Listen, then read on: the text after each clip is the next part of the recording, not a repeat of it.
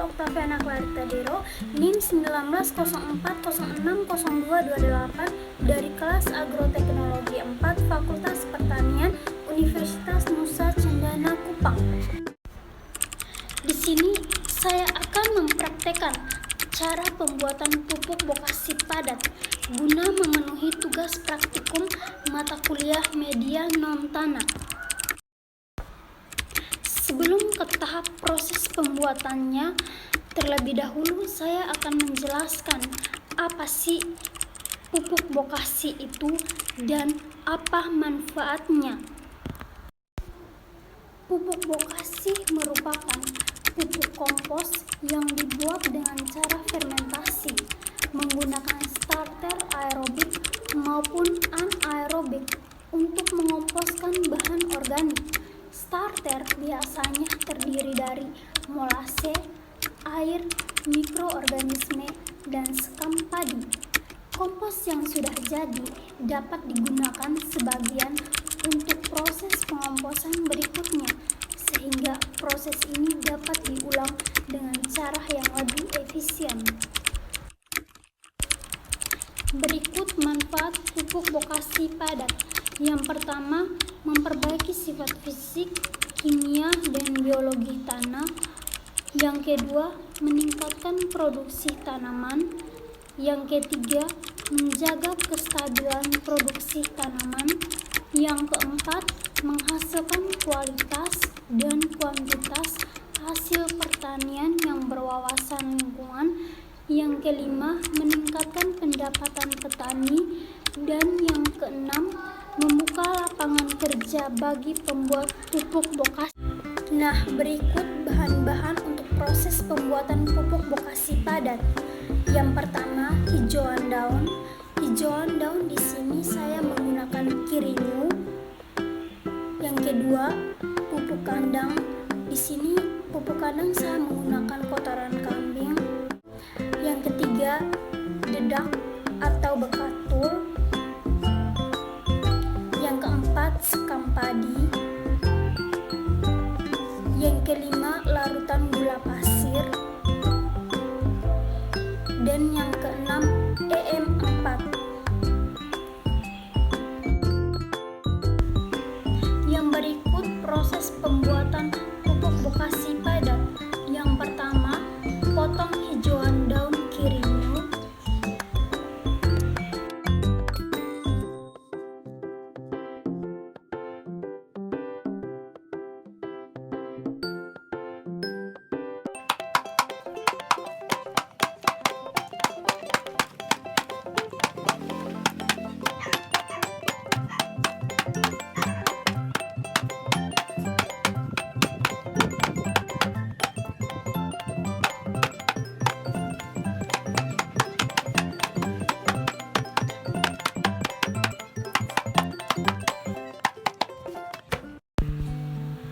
Setelah selesai memotong hijauan daun kirinyu, campurkan hijauan daun, pupuk kandang, dedak atau bekatul, dan sekam padi hingga rata.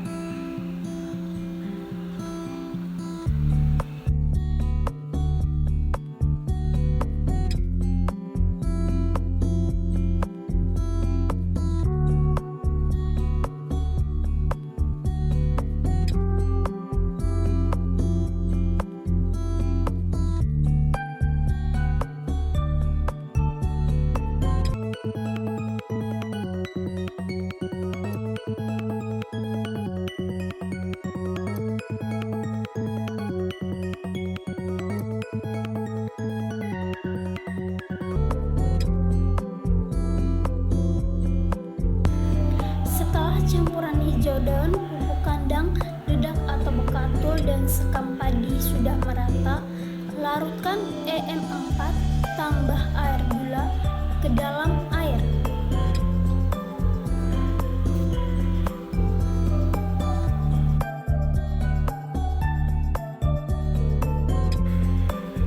Lalu diaduk terus hingga gulanya mencair.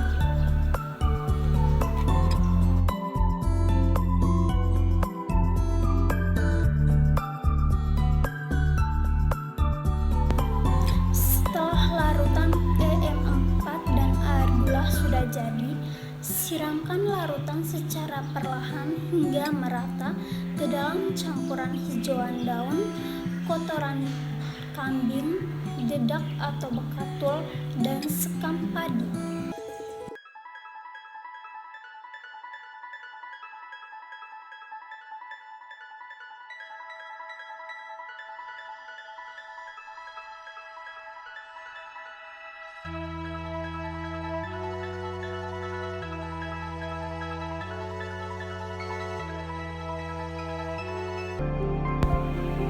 Lakukan hingga kandungan air di adonan mencapai 30-40%.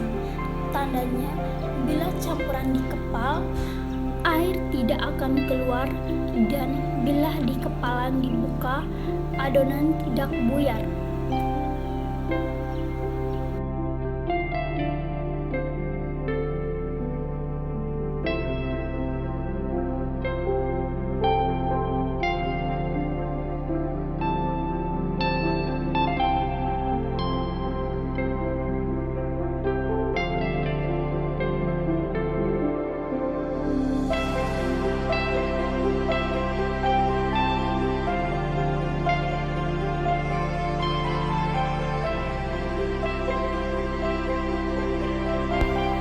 Nah, setelah campuran dikepal, air tidak keluar dan kepalan dibuka, adonan tidak buyar, maka hamparkan adonan di atas lantai kering, lalu tutup dengan karung atau terpal selama 5-7 hari.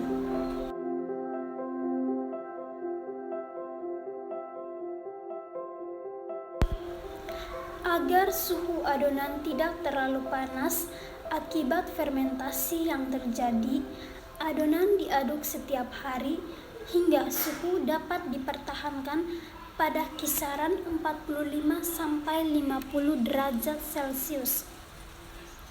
Setelah 1 minggu, pupuk bokasi siap digunakan. Nah, teman-teman, ini adalah penampakan pupuk bokasi padat pada hari kelima. Bila suhu terlalu tinggi, mikroorganisme akan mati. Jamur yang berhasil diisolasi dari pupuk bokasi merupakan jamur yang tumbuh setelah pupuk matang. Hal ini dikarenakan jamur yang dapat pada akhir proses pembuatan pupuk bokasi bukanlah jamur yang terkandung di dalam EM4. Jamur-jamur tersebut juga memiliki peranan penting, yaitu sebagai pengendalian hama secara alami. Dan ini yang terakhir, penampakan pupuk bokasi padat pada hari ke-7. Setelah 7 hari, pupuk bokasi telah selesai terfermentasi dan siap digunakan sebagai pupuk organik.